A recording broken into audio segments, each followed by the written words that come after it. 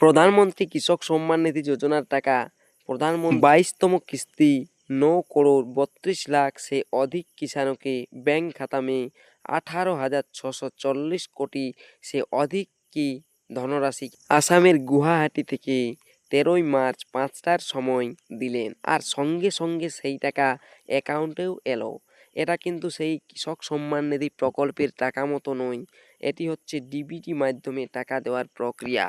DBT মাধ্যমে direct transfer করা হয় টাকা।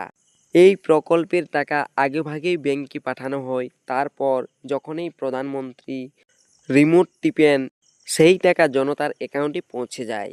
আমি আপনাদেরকে এই ভিডিওতে প্রমাণ দেখাবো যে আজকেই 13 তারিখ পিএম কিষাণ সম্মান নিধি প্রকল্পের 22তম কিস্তি অ্যাকাউন্টে কৃষকদের চলে এলো। দেখুন এসএমএসটি সন্ধ্যা 7টা বেজে 18 মিনিটে এই এসএমএসটি এসেছে। প্রধানমন্ত্রী কিষাণ সম্মান নিধি প্রকল্পের 22তম কিস্তির 2,000 টাকা আপনার ব্যাংক অ্যাকাউন্টে জমা হয়েছে। আশা করি এটি আপনার কৃষিকাজের প্রয়োজনে সাহায্য করবে।